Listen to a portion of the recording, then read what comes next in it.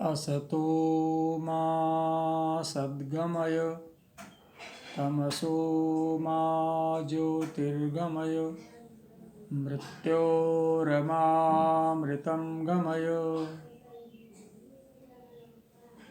गुरुर्ब्रह्मा गुरुर्विष्णुः गुरुर्देवो महेश्वरः गुरुः साक्षात् परब्रह्म तस्मै श्रीगुरवे नमः।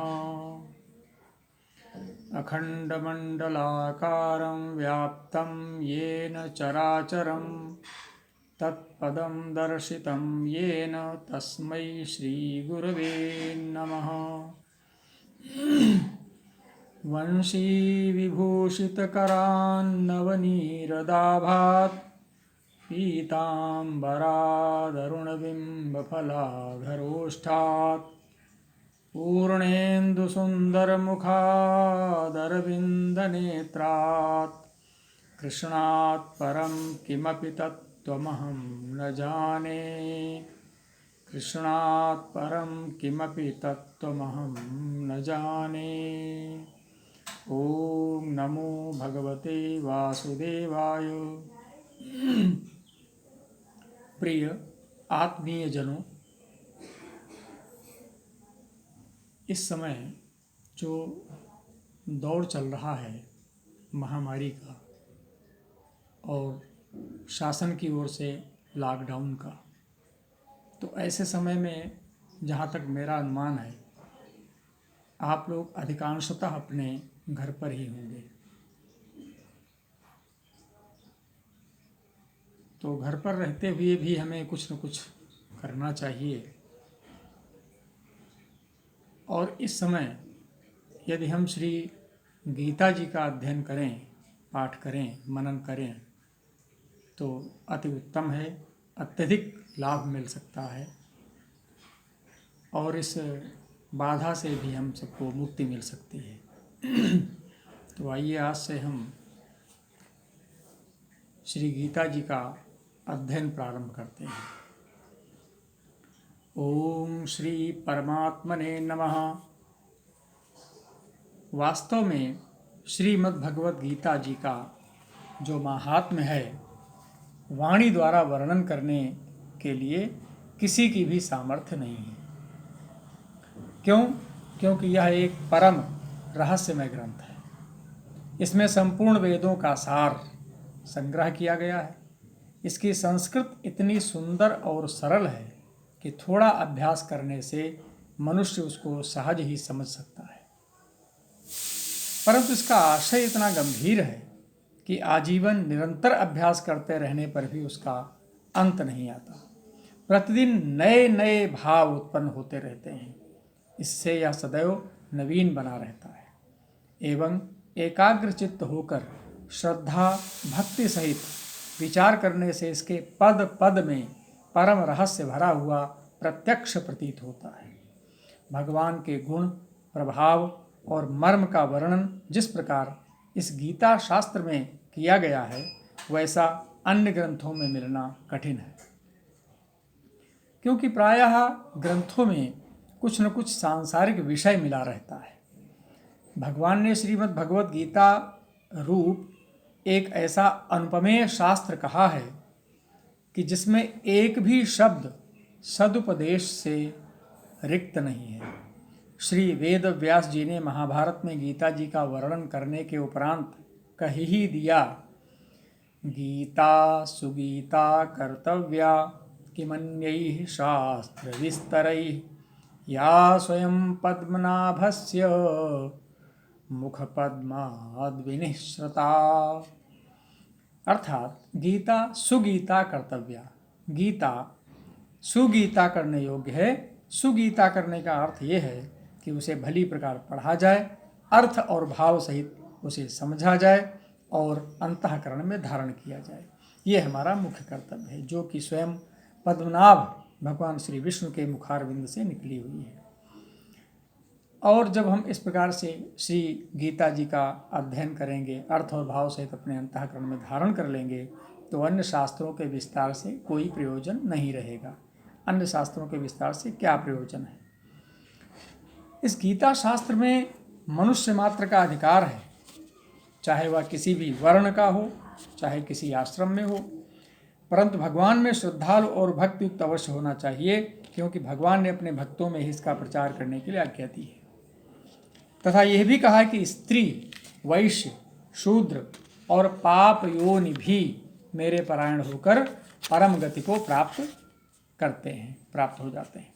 अपने अपने स्वाभाविक कर्मों द्वारा मेरी पूजा करके मनुष्य परम सिद्धि को प्राप्त होते हैं। इन सब पर विचार करने से यही ज्ञात होता है कि परमात्मा की प्राप्ति में सभी का अधिकार है।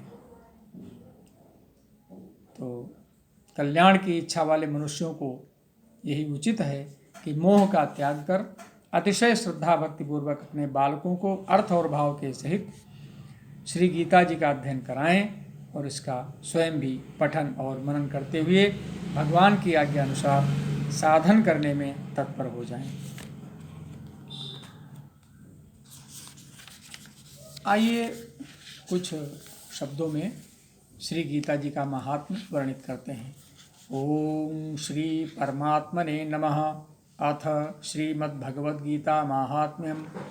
गीता शास्त्रमिदं पुण्यं यः पठेत् प्रयतः पुमान् विष्णोः पदमवाप्नोति भयशोकादिवर्जितः। अर्थात जो मनुष्य शुद्ध चित्त होकर प्रेम पूर्वक इदम गीता शास्त्रम पुण्यम गीता शास्त्रम पठेत, इस पवित्र गीता शास्त्र का अध्ययन करता है, पढ़ता है, वह भय शोकादिवर्जितः विष्णोः पदम अवाप्नोति, वह भय और शोक से रहित होकर विष्णु धाम को प्राप्त कर लेता है। गीताध्ययनशीलस्य प्राणायाम परस्य च नैव सन्ति हि पापानि पूर्वजन्म कृतानि च। कहते हैं जो मनुष्य सदा गीता का पाठ करने वाला है और प्राणायाम में तत्पर रहता है, उसके इस जन्म के और पूर्व जन्म में किए हुए समस्त पाप निसंदेह मिट जाते हैं। मल निर्मोचनम पुंसाम जल स्नानम दिने दिने। जल में प्रतिदिन किया हुआ स्नान मनुष्यों के केवल शारीरिक मल का नाश करता है। जो शारीरिक मल है उससे अपवित्रता को दूर करता है, जो जल में स्नान किया जाता है। लेकिन सकृत गीतांभसि स्नानम संसार मलनाशनम, लेकिन जो गीता ज्ञान रूपी जल है, श्री गीता ज्ञान रूपी जल में एक बार स्नान कर लेने से सांसारिक मल नष्ट हो जाते हैं। ये गीता ज्ञान रूपी जल सांसारिक मलों का नाश करने वाला है। गीता सुगीता कर्तव्या किमन्यैः शास्त्र विस्तरैः या स्वयं पद्मनाभस्य मुख पद्माद् विनिश्रिता। जो भगवान श्री कृष्ण के मुख कमल से ही निकली हुई है, प्रकट हुई है, ऐसी श्री गीता जी का भली भांति गान करना चाहिए और अध्ययन करना चाहिए, अर्थ और भाव से समझना चाहिए, धारण करना चाहिए। अन्य शास्त्रों का विस्तार करने से कोई लाभ नहीं। भारतामृत सर्वस्वं विष्णोर्वक्त्राद् विनिसृतं गीता गंगोदकं पीत्वा पुनर्जन्म न विद्यते।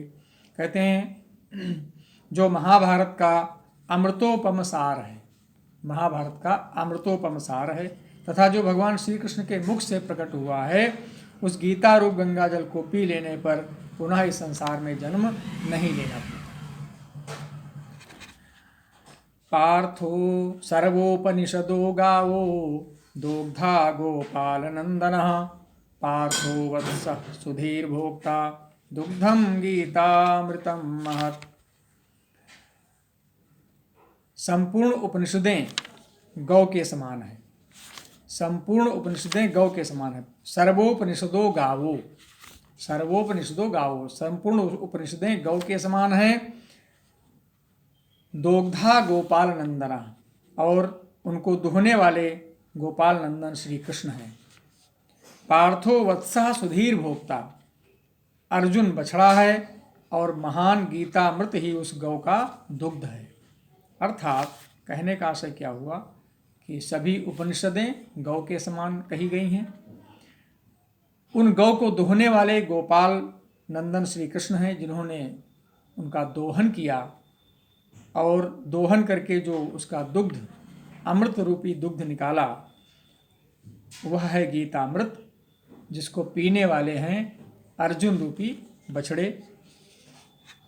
दुग्धम गीतामृतम महत्, और शुद्ध बुद्धि वाला श्रेष्ठ मनुष्य ही सुधीर भोक्ता, शुद्ध बुद्धि वाला मनुष्य, श्रेष्ठ मनुष्य इसका भोक्ता है, अर्थात उसका श्रवण करने वाला, धारण करने वाला और पान करने वाला है।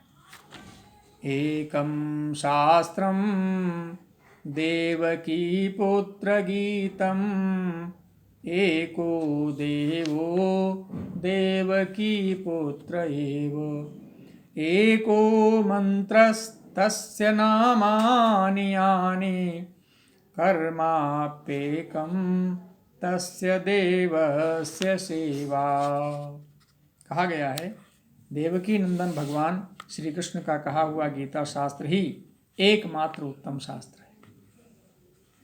गीता शास्त्र ही एकमात्र उत्तम शास्त्र है। एकम शास्त्रम देवकी पुत्र गीतम, एको देवो देवकी पुत्र एव, और भगवान देवकी नंदन ही एकमात्र महान देवता है। उनके नाम ही एकमात्र मंत्र हैं। एको मंत्रस्तस्य नामानि, उनके नाम तस्य नामानि, अर्थात श्री कृष्णस्य नामानि एव मंत्राः, उनके नाम ही एकमात्र मंत्र हैं और उन भगवान की सेवा ही एकमात्र कर्तव्य कर्म है। इसलिए हम सबको श्री गीता जी का अध्ययन, श्रवण और धारण करना चाहिए। ओम नमो भगवते वासुदेवाय।